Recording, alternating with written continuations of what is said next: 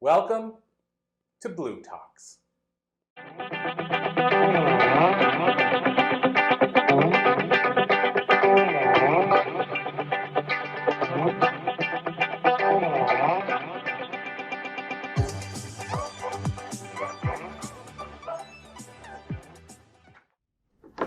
I'm truly honored today to be here at Harvard and talking about the path of powerful kindness. You might ask yourselves, why that passion to talk about kindness come from?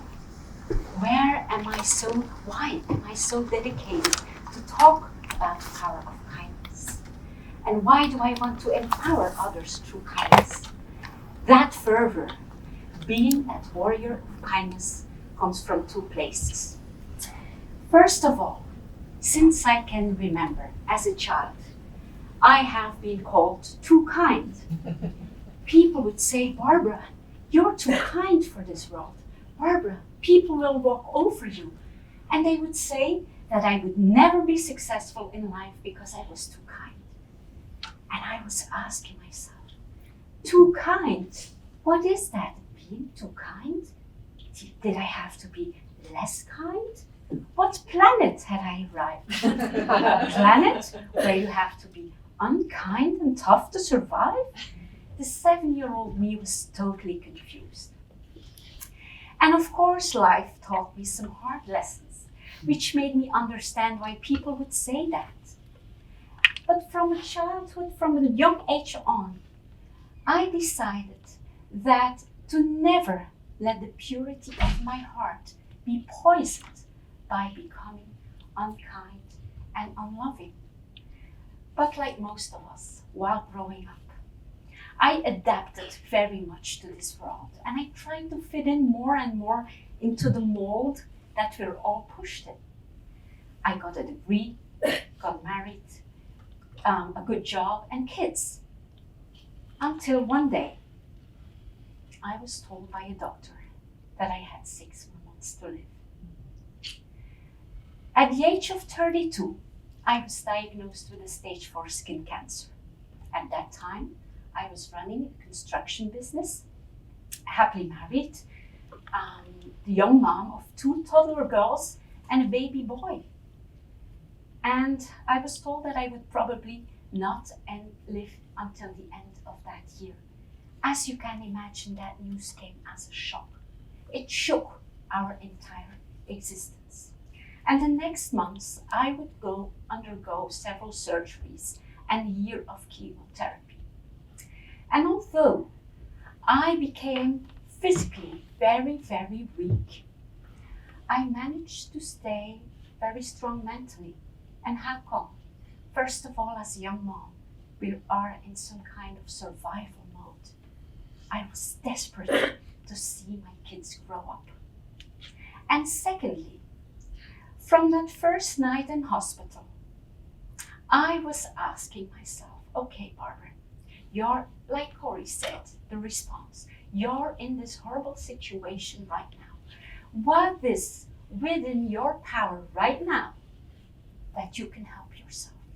And I know there was one thing within my power. It were my thoughts. So I was committed to focus on positive and empowering thoughts only, because I knew if I would go into depressed and despair thoughts, it would weaken me even more physically.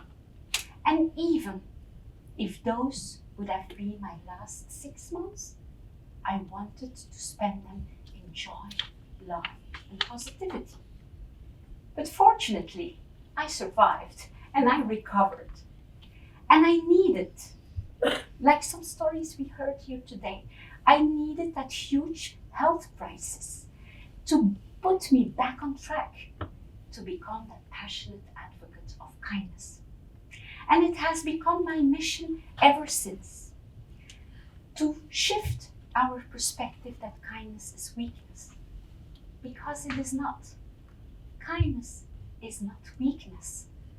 But for some reason, we have put love, kindness, compassion, which are the most beautiful attributes of us humans. We have pushed them in the corner of the so-called soft sentimentality. And nothing could be farther from truth. To be kind is to be powerful. It's to be calm, centered, and balanced. And let me first say, talk about the big difference between kindness and niceness. Kindness doesn't equal niceness. Niceness is taught behavior. We are nice out of conformity.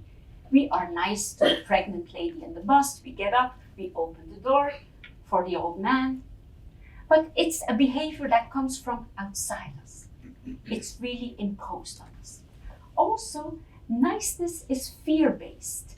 We are nice because we fear conflict. We are even nice to our rude boss or to our rude spouse or wife out of fear. We fear that we might lose our job. We fear that our spouse or husband might leave us. And when we operate, let's say we smile out of fear to someone who is treating us disrespectfully, that is operating from a place of weakness. That is a very powerless place to be. And kindness, that powerful kindness, requires certain aspects. First of all, kindness requires understanding. Let's say you're at the supermarket, the cashier, she's grumpy. What does kindness do? Kindness can look beyond the grumpiness, sees that the grumpiness might be her current state of mind. And we take the effort to look at the human and beyond the grumpiness because we have a deeper understanding of human nature. Kindness also requires maturity. It's about being the bigger person in every single situation.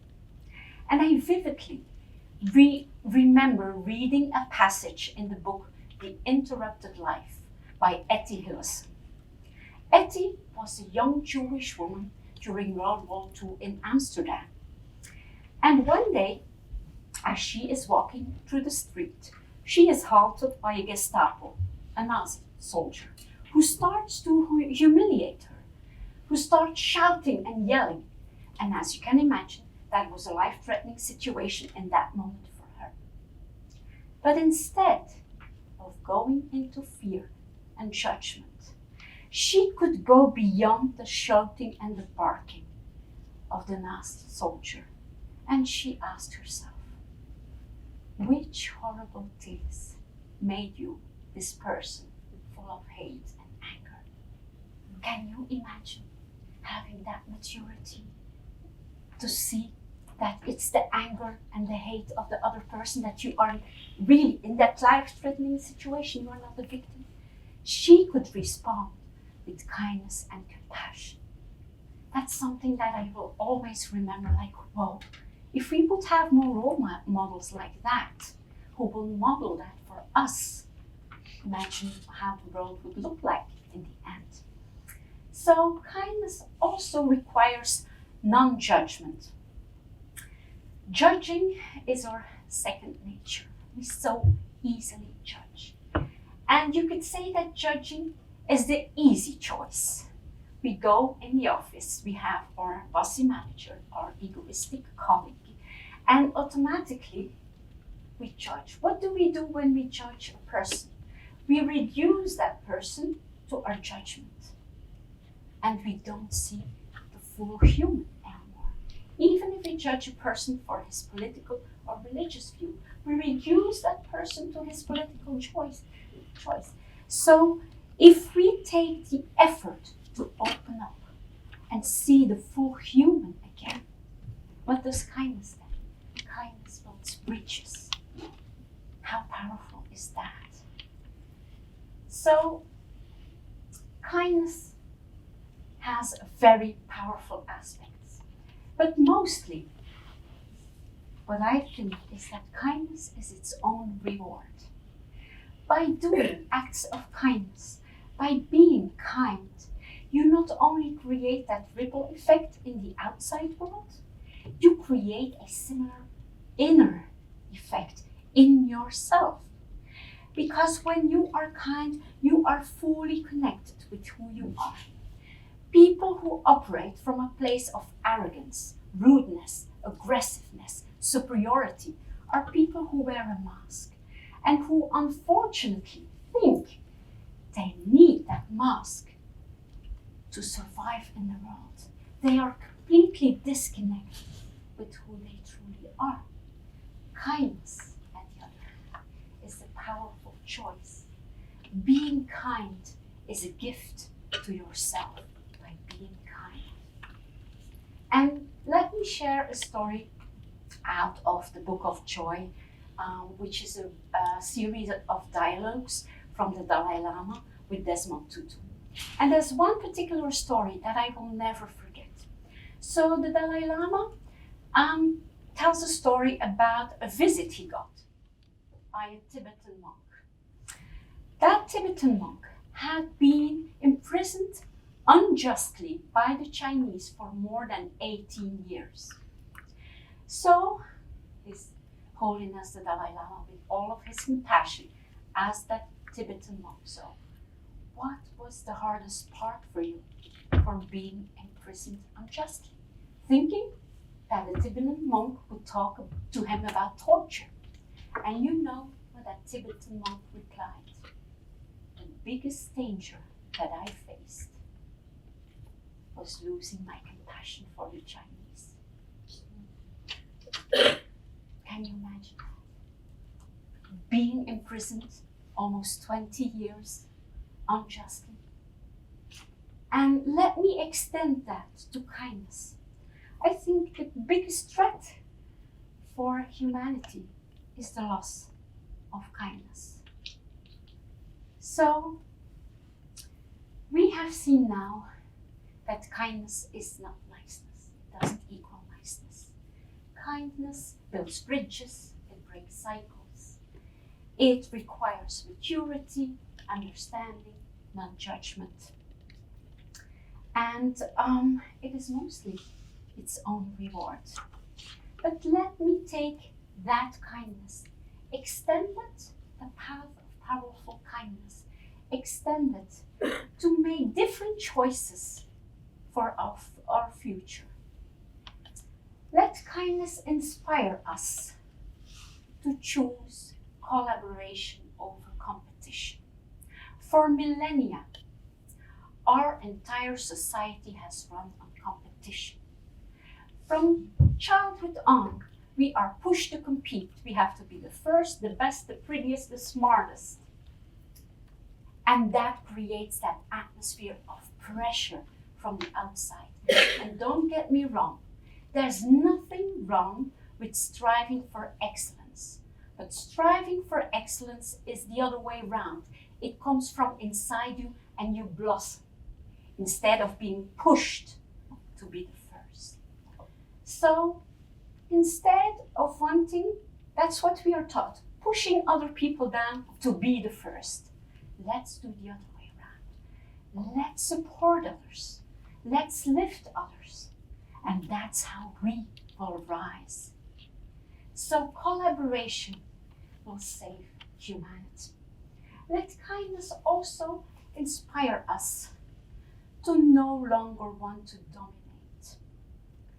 We have been dominating our planet, dominating others for so long. And as you can see, I made 2 columns there. Like the past, the choices were fear-based. The others are kindness-based.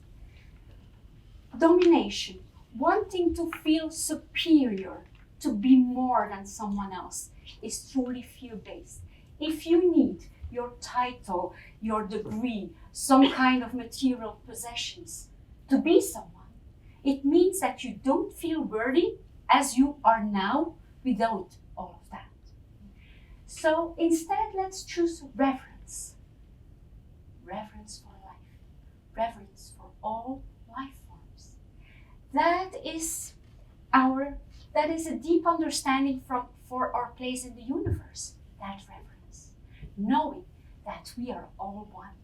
And once we know that we are all one, domination becomes oblivious. What should we dominate? We're part of the whole. So let kindness also inspire us to no longer choose exploitation. We have been using other people, the planet, as our commodity. Choosing exploitation is fear and scarcity based. You want to take more and more because you think you will never have enough. If you choose nurturing, it is about respecting and nurturing what is already there. It's about recognizing the abundance, the richness which is there. And how beautiful is this? What kindness can lead us to for the future. And I think that the 21st century will be the century where the heart regains its place. The future will be kind or will not be at all. Kindness is the future. Since childhood, I have been called too kind. Some even called me naive and chuckled. What they might oversee is that it is exactly the kindness, love, and compassion in my heart which have brought me the biggest fulfillment and joy and purpose in life.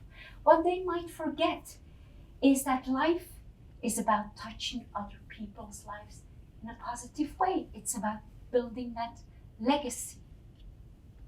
And even though I felt alone on the path of kindness for so long, every day I see more and more people fully grasping that kindness is not weakness.